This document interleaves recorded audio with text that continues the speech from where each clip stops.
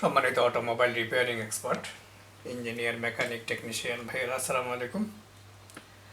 আজকে আমি গুরুত্বপূর্ণ একটা বিষয় নিয়ে আলাপ করব, সেটা হলো গিয়া ইসিও প্রোগ্রামিং। অ্যাডভান্স লেভেলে যারা প্রোগ্রামিং করতে চান তাদের জন্য এই প্রোগ্রামিংটা।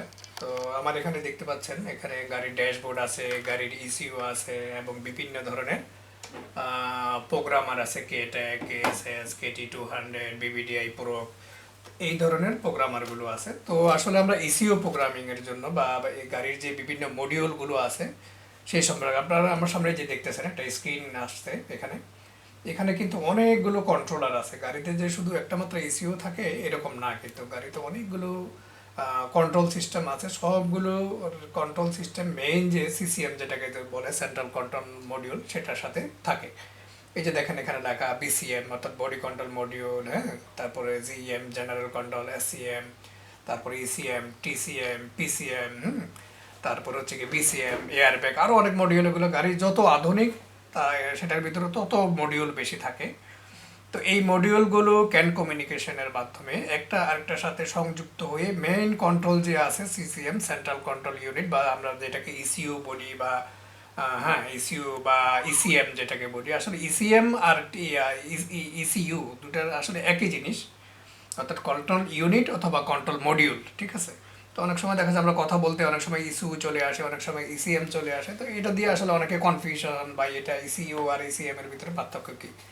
যাই হোক, আমি কথা বাড়াবো না, আমি সংক্ষিপ্ত করার চেষ্টা করব। আপনি আমার হাতে দেখতেছেন একটা মডিউল, এটা হচ্ছে একটা ইসিইউ দেখানোর জন্য, আসলে স্পেসিফিক কি এটা জানার দরকার নেই, আমরা শো দেখানোর জন্য।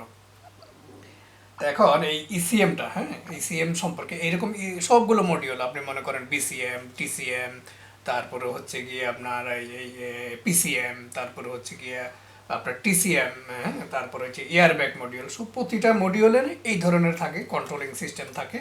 আবার এই ধরনের প্রতিটা কন্ট্রোলার বা মডিউলের সাথে আলাদা আলাদা বিভিন্ন কম্পোনেন্ট এবং সেন্সর এগুলো সংযুক্ত থাকে।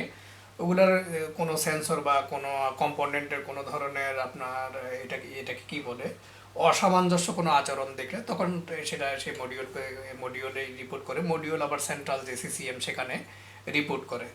তো আসলে এই সিস্টেমটা কি, ইসিইউ বা এই মডিউলগুলো কি, সেটা একটু আপনাদেরকে জানা উচিত। আমরা যেরকম মোবাইল বা কম্পিউটার ইউজ করি সেগুলোতে কি কি থাকে, এক ধরনের অপারেটিং ঠিকঠাক থাকে, সফটওয়্যার, বা আমরা ওটাকে ফার্মওয়্যার বলি। তো ওই ফার্মওয়েলে এক ধরনের ইসে ওই প্রতিটা কন্ট্রোলিংয়ের ভিতরে মোবাইলে যেরকম আমরা চালাই ইউজ করি, কোনো ধরনের সমস্যা হলে সেটা ফ্লাশ করতে হয় বা বন্ধ হয়ে যায় বা রিপেয়ার করতে হয়, কম্পিউটার যেরকম অপারেটিং সিস্টেমে করতে হয়, এগুলোও ঠিক একই রকম। কিন্তু মোবাইলে ডিসপ্লে আছে, কম্পিউটারে ডিসপ্লে আছে, এগুলো তো আসলে কোনো ধরনের ডিসপ্লে নাই। তো এই জন্য কিছুটা ক্রিটিক্যাল, কারণ এখানে আপনি হাত দিয়ে টিপে টিপে কিছু করতে পারবেন না, এগুলোর জন্য এটা আলাদা আলাদা প্রোগ্রামার লাগে। তো যাই হোক, প্রতিটা কন্ট্রোলার বা প্রতিটা মডিউলে আলাদা আলাদা অপারেটিং সিস্টেম থাকে, হ্যাঁ। এটাকে অনেক সময় আগে যে ইসিওগুলো ছিল সেগুলোতে ইপ্রম ব্যবহার করতো, ছোট ছোট ইপ্রম থাকতো, ওগুলোর ভিতরে সমস্ত যে ডাটাগুলো আছে, অপারেটিং সিস্টেমগুলো থাকতো। এখন মনে করেন গাড়ি যত অত্যাধুনিক হতেছে, হ্যাঁ, হইতেছে, তত আপনার স্পেশাল ফাংশন বা ওটার যে সফটওয়্যারটা বড় সাইজ হচ্ছে। তখন আগে আগে যখন গাড়িতে ইয়াগুলো কন্ট্রোলিং সিস্টেমগুলো ইপ্রোমের ভিতরে থাকতো, ছোট ছোট বিভিন্ন ইপ্রোম থাকতো, 8 পিনের বা 16 পিন, এই টাইপের ইপ্রোমে ওইগুলো ফাংশনগুলো থাকতো। কিন্তু এখন বর্তমানে একবার প্রতিটা মডিউলে এটাকে রূপান্তর করে এমসিইউ করে নিছে। এমসিইউ অর্থাৎ মাইক্রো কন্ট্রোল ইউনিট। তো আগে যখন আমরা এই যে পুরান মডেলের গাড়িগুলো আপনার ইপ্রোম খুব সহজেই আপনি কোনো মাইলেজের বা কোনো ধরনের আপনার রিড রাইট, হ্যাঁ, ক্লোন এগুলো করতে বা রিপ্লেস করে বা কোনো কাস্টমাইজ করতে খুব সহজে আমরা ওগুলোকে রিপ্লেস করতে পারতাম। কিন্তু এখন যেটা হচ্ছে এমসিইউ, এমসিইউ মানে ওই ইপ্রমটা আর এখন বাইরে পাওয়া যায় না। যেমন দেখুন এই ধরনের সার্কিট যখন থাকে, এটার পাশে মনে করেন এটা ছোটো 8 পিনের একটা ইপ্রম থাকে, হ্যাঁ, ইপ্রম থাকে। যেমন আমি যে দেখাইলাম যে এখানে ড্যাশবোর্ডটা আছে, এখানে এটার পাশে এটা কিন্তু এটা একটা ইপ্রম, 8 পিনের ইপ্রম, এখানে অপারেটিং সিস্টেমটা থাকে। এখানে আপনি যদি কোনো ড্যাশবোর্ডে মাইলেজের কোনো ধরনের কানেকশন, কোনো ধরনের প্রোগ্রামিং বা কোনো ধরনের নষ্ট হয়েছে, এই ধরনের আপনার প্রমাণগুলো অন্য আরেকটা ইপ্রম নিয়ে রিড করে রাইট করে দিয়ে দিলেন, বাস খালাস। কিন্তু এখানে এখন এমসিইউর ক্ষেত্রে যেটা, এটা কিন্তু বর্তমানে খুব জটিল, হ্যাঁ। এমসিইউর যে প্রোগ্রামিংগুলো ইপ্রমটা এটার ভিতরে ঢুকে গেছে। এমসিইউর ভিতরে ইপ্রম থাকে, বাইরে নাই। তো এটা রিড রাইট করাটাও কিছুটা জটিল, হ্যাঁ। যারা না বোঝেন তাদের জন্য জটিল, এমনি হিসাব করলে আসলে সহজ হয়ে যায়। কারণ দেখা যায় আপনার ইপ্রম অনেক ধরনের ইপ্রমের মডেল আছে, ব্র্যান্ড মডেল, হ্যাঁ, বিভিন্ন খুঁজে পাওয়া যায় না, অনেক ধরনের সিরিজ আছে। এবং ইপ্রমের ক্যাপাসিটিও কিন্তু খুব কম এবং এমসিউর ক্যাপাসিটি কিন্তু অনেক বেশি। তাই বেসিক কি দাঁড়ালো যে আমরা প্রতিটা মডিউলের ভিতরে এক একটা অপারেটিং সিস্টেম যেটা থাকে, আগে ইপ্রমে থাকতো, এখনও অনেকগুলো আছে ইপ্রমের ভিতরে, হুম। আর বর্তমানে যেটা হয় ওগুলো সবগুলো আপনার এমসিউর ভিতরে থাকে। এই জন্য ইপ্রম এবং এমসিউর এই পার্থক্যটা।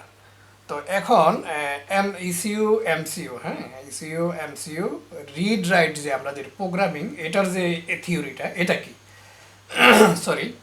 তো ইসিইউ এমসিইউ এটাকে কি বলে, যে ইপ্রম, ইপ্রম এবং এমসিইউর যে প্রোগ্রামিং প্রসেসটা, তো এটা বিভিন্ন প্রোগ্রামিং টুলসের উপরে নির্ভর করে। এটা এমন কোনো টুলস নাই যে একটা দিয়ে সব ধরনের আপনার সারা পৃথিবীতে যত ধরনের এমসিইউ আছে বা আছে ইপ্রম আছে করতে পারবেন, এরকম না।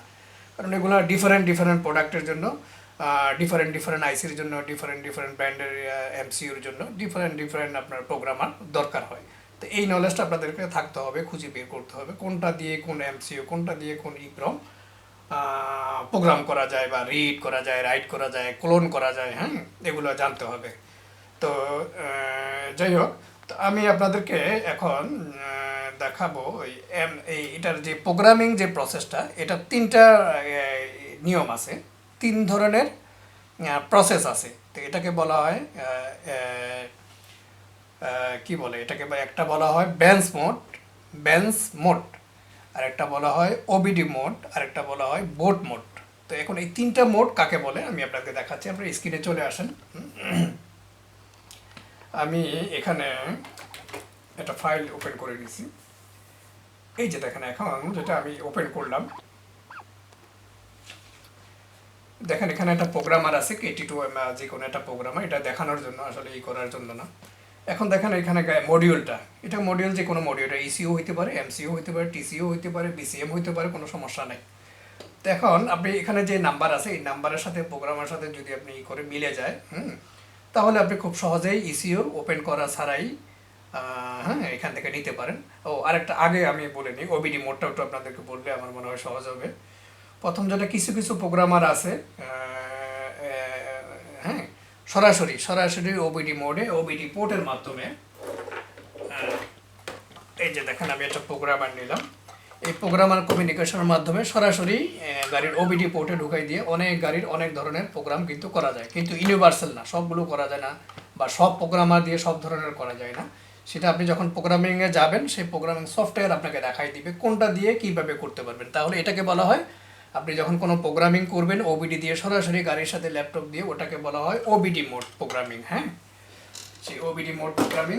আবার যখন আপনি ওই এখানে যে আমি স্ক্রিনটা দেখালাম, এটাকে বলা হয়, এই যে দেখেন এখানে, এটা কি হলো, ইসিইউ খোলে নাই, ইসিইউ আমরা ওপেন করছে কিন্তু পুরো পার্ট ওপেন করে নাই। এটা প্রোগ্রামিংয়ের মাধ্যমে ইসিইউর যে পিনগুলো আছে, হ্যাঁ, ইসিইউর পিন থেকে একটা ওয়ারিং ডায়াগ্রামের মাধ্যমে সেই ইসিইউর ডাটাটা রিড, রাইট, ক্লোন, কাস্টমাইজ, মানে যে কোনো এখান থেকে রিড করে নিয়ে সেটাকে কোনো কাস্টমাইজ বা কোনো কিছুর দরকার হলে বা অন্য কোনো ফাইল রিপ্লেস করতে হলে ওটা করতে পারেন, বা ক্লোন করতে পারেন, বা কাস্টমাইজ করতে পারেন, বা ফাইল কোনো ধরনের আপনার ডাটা যদি আপনি ওটাকে কাস্টমাইজ করতে চান বা কোনো ধরনের মডিফাই করতে চান, সেটা এখান থেকে করতে পারেন। তাহলে ওটা গেল ওবিডি মোড। এটা হচ্ছে গিয়ে বেঞ্চ মোড। বেঞ্চ মোড কি, এটা এই ইস্যুটাকে একটা বেঞ্চে রেখে বা একটা ইসেতে রেখে ওই প্রোগ্রামিং করাটাকে, এটাকে বলা হয় বেঞ্চ মোড। এবার তৃতীয় যেটা আমি আপনাদেরকে দেখাবো, তৃতীয় হচ্ছে গিয়ে বোট মোড। এই যে দেখেন আমি আরেকটা স্ক্রিন আপনাদের দেখাচ্ছি, এই স্ক্রিনটা দেখেন, ইসিউর পার্টটা কিন্তু ওপেন করা আছে। ওপেন করার পরে এই যে এখানে একটা কেবল গেছে, এখানে বোট মোড দিয়ে, ওখান থেকে বোট মোডে এখানে কিছু কেবল গেছে ইসিউর যে পিনে, এখানে কিছু কেবল আছে, আর এখানে দেখেন এখানে বোট মোডের তার এখানে চলে গেছে। তো এইভাবে যে ইসিইউ বা এমসিইউ বা যে কোনো মডিউল থেকে আপনার ডাটা কালেকশন যেটা করে, এটাকে বলা হয় বোট মোড। আগে ওবিডি মোড গেল, আর বেঞ্চ মোড গেল, এটা হচ্ছে গিয়ে এটা এই বোট মোড। এখন এটা ছাড়াও কিন্তু আরেকটা মোড আছে, এটা ছাড়াও এটা উল্লেখ করে না। যেমন আপনার ধরেন কোনো ইসিইউ একবারে ড্যামেজ হয়ে গেছে বা পুড়ে গেছে, আপনি এখানে কোনো যে বোট মোডে আছে, এখানে কোনো প্রিন্টের কারণে বা এখানে ডাটা কানেকশনের কারণে আপনি এই এমসিইউটাকে আপনি করতে পারতেছেন না, রিড হচ্ছে না বা রাইট করতে পারতেছেন না, ডাটাটা নিতে পারতেছেন না, অথচ আপনার ইমার্জেন্সি দরকার, কারণ পুরো অনেক সময় দেখা যায় এই মডিউল বা এই ইসিইউ বাইরে কোথাও কিনতে পাওয়া যায় না বা ডাটা পাওয়া যায় না। তখন আপনি কি করবেন? তখন আপনাকে, যদি আপনার এমসিইউ যদি ভালো থাকে, তাহলে এখান থেকে ডাটাটা উপায় কালেকশন করার কি উপায়, এই তিনটা মোড তো আমি আপনাদেরকে জানালাম। চতুর্থ যে মোডটা সেটা আমি আপনাদেরকে জানাবো। দেখেন, আমি এটা সফটওয়্যার ওপেন করলাম, এটা হচ্ছে গিয়ে বিবিডিআই প্রো এর সফটওয়্যার। দেখেন এখানে লিস্ট আছে এমসিইউ। এমসিইউ আমি এখান থেকে যে কোনো একটা এমসিইউ আমি করলাম, আমি মনে করেন রেনেসাসের একটা এমসিইউ ওপেন করলাম। এখানে বিভিন্ন এটা সাইজ কতটুকু, কত বাইটের, এটা 32 বাইটের। আমি এটা একটা সিলেক্ট করলাম দেখানোর জন্য, আমি এখন এই প্রোগ্রামিং করব না। এরপরে আমি কি করব, আমি এখানে কানেকশানে চলে যাব। এখানে দেখেন, এখানে স্ক্রিনে চলে আসছে এই যে কেবলটা, এটা হচ্ছে ইসির প্রোগ্রাম, আমি আপনাকে দেখানোর জন্য এটা করতেছি। এখানে দেখেন অনেকগুলো এমসিইউ, হ্যাঁ, এমসিইউ আছে। এখন মনে করেন আপনি ওবিডি মোডও হচ্ছে না, যে কোনো সমস্যার কারণে এখন বেঞ্চ মোডও হচ্ছে না, আপনার বোট মোডও হচ্ছে না, তাহলে আপনার ডাটাটা যদি দরকার, আপনার এমসিইউ ভালো আছে, যদি ভালো থাকে আর কি, এমসিইউ যদি ক্রাফট না হয় বা ড্যামেজ না হয়, তাহলে এই চতুর্থ যে পর্টটা আছে এখান থেকে আপনারা ডাটাটা খুব সহজেই সংগ্রহ করতে পারবেন। দেখেন এই আমি একটা এমসিইউ ওপেন করছি, এটা রেনেসাসের এমসিইউ। তো এখানে দেখেন এমসিইউর প্রতিটা পিনের আলাদা আলাদা দেওয়া আছে, ডাটা লিস্ট দেওয়া আছে, পিন আওয়ার দেওয়া আছে, হ্যাঁ। তো এখানে কি করতেছে, এখানে কোন পিন কি, এই যে দেখেন এখানে সবগুলো পিন নাই, এখানে হচ্ছে গিয়ে একটা দুটাই যে রিসেট, এই 5টা পিন, 1 2 3 4, এই 4টা পিনের মাধ্যমে এই ইসিউর ভিতরে যে ডাটাটা আছে, অপারেটিং সিস্টেম যেটা আছে, ফার্মওয়াল যেটা আছে, হ্যাঁ, সফটওয়্যারটা আছে, এটা আপনি এখান থেকে নিতে পারেন। অথবা আপনি যদি এটাকে রিপ্লেস করে অন্য কোনো ইস্যুতে বসাইতে পারেন, সেটাও করতে পারেন। এখান থেকে নিয়ে কোলন রিড রাইট মেসেজ করতে পারেন, বা মানে এটা ডাটাটা আপনি পেয়ে গেলে আপনি অন্য কোনো ইস্যুতে ওটা করে আপনি বসাইতে পারলেন, কোনো সমস্যা না। আরেকটা বিষয় যেটা, একই রকম ইস্যু সব কিছুই কিন্তু এক। তারপরে আপনার যদি মনে করেন এখান থেকে গাড়ির ব্র্যান্ড আলাদা, গাড়ির মডেল বা ব্র্যান্ড আলাদা, তখন কিন্তু এটা ওটাতে গিয়ে কাজ করবে না কিন্তু, কারণ মেইন হচ্ছে গিয়ে সফটওয়্যার, প্রতিটা গাড়ির জন্য, প্রতিটা মডেলের জন্য আলাদা আলাদা ফার্মওয়্যার থাকে। এই জন্যই এই যে জটিল এই প্রোগ্রামিংয়ের মাধ্যমে যে এমসিউর গাড়ির যে অরিজিনাল যে এমসিউটা আছে বা ইটা আছে, সেখান থেকে ডাটাটা নিতে হয় আর কি, যে করেই হোক। এখন ড্যামেজ হয়ে অনেক সময় দেখা যায় একটা ইস্যুর জন্য বা একটা মডিউলের একটা ফাংশনের জন্য পুরো গাড়িটাই অকেজো হয়ে থাকে। তাহলে আমি আপনাদেরকে চতুর্থ যে সিস্টেমটা, সেটা আমি আপনাদেরকে দেখাইলাম। তো এখন এটা কিভাবে এই কানেকশন করতে হয়, প্রতিটা প্রোগ্রামিংয়ের করে যে পিন আউট, প্রতিটা যে আপনি যে সফটওয়্যারগুলো ব্যবহার করবেন, বিভিন্ন ধরনের প্রোগ্রামার আছে। তো ওগুলো এক এক ধরনের প্রোগ্রামারের এক এক ধরনের নিয়ম, অর্থাৎ কাজ কিন্তু একই। আপনি এটা এমসিইউ থেকে অথবা একটা ইপ্রম থেকে ডাটা নেবেন, তো অথবা হ্যাঁ, এগুলোর এক এক প্রোগ্রামারের এক এক ধরনের সিস্টেম বা প্রসিডিওর করে দেওয়া আছে। এই জিনিসটা যদি আপনাদের মাথায় ঢুকে যায়, তাহলে এগুলো কঠিন কিছু না, বুঝলেন? রিড রাইট কোলন, আর এই কাস্টমাইজ কীভাবে করো, অনেকে প্রশ্ন করেন যে ভাই আমি কাস্টমাইজ কীভাবে করব। তো কাস্টমাইজের নিয়মটা হচ্ছে কি, আপনি কি কাস্টমাইজ করবেন, কারণ এক একটা মডিউলে বিভিন্ন ডিফারেন্ট হ্যাঁ আপনার ফাংশন আছে। যেমন আপনি যদি ইমোলাইজার যদি আপনি বন্ধ করে দিতে চান, অথবা ইজিআর, ডিপিএফ, অথবা হ্যাঁ এই ধরনের কোনো ফাংশন যদি আপনি বন্ধ করে দিতে চান, মোটামুটি কাস্টমাইজ করাতে কী করতে হয়, এই যে বিভিন্ন ধরনের প্রোগ্রামার আছে, এগুলো দিয়ে আপনার যে গাড়ির যে ইসিইউ বা যে কন্ট্রোলার আছে, যেই কন্ট্রোলার যে মডিউল থেকে ওটা বাদ দিতে চান, ওই মডিউল থেকে ডাটাটা কালেকশন করতে হবে। ডাটাটা কালেকশন করে আপনি কম্পিউটারে সেভ করবেন।